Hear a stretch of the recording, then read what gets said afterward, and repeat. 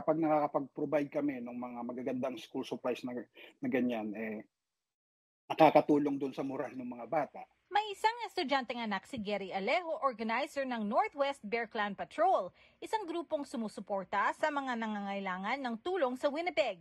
Bilang magulang, alam daw niya ang kahalagahan ng pagkakaroon ng bagong school supply sa darating na pasukan. Mga bagay na in demand daw, lalo sa mga bagong dating sa Canada na may mga maliliit na anak. Before, I don't see Filipino families. Pero ngayon, nakakakita na po ako ng mga Filipino families na humihingi na rin ng tulong. Sa isang back-to-school shopping survey ng kumpanyang Retail Council of Canada o RCC kamakailan, 8 sa bawat 10 Canadian, inaasahan daw ang pagtaas ng gagastusin sa school supplies ngayong taon. Lahat tayo, kahit ako, taking advantage of some discounts and coupons din.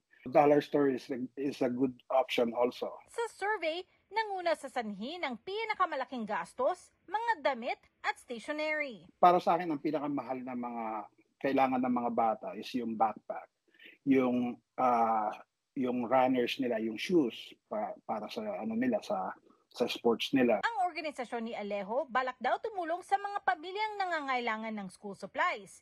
Sa ngayon, patuloy na nangongolekta ang grupo ng mga donasyon mula sa komunidad. We're hoping to get mas maraming backpack.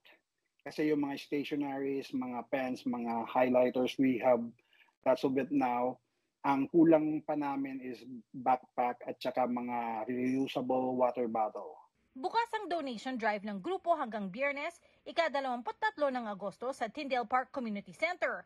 Ang mga donasyong malilikom balak nilang ipamigay sa mga estudyante sa susunod na linggo sa Philippine Canadian Center of Manitoba. Ang suportang ito para raw kahit papaano'y makatulong sa gastusin ng mga pamilya sa komunidad nang mailaan nila ang pera sa iba pang pangangailangan nila. Kung mabigyan namin siya ng worth ng $25 na school supplies na yon, then yung $25, yung parents maitatabi niya yon, pambili na lang nila ng pagkain. Teresa Barrera, Omni News, Vancouver.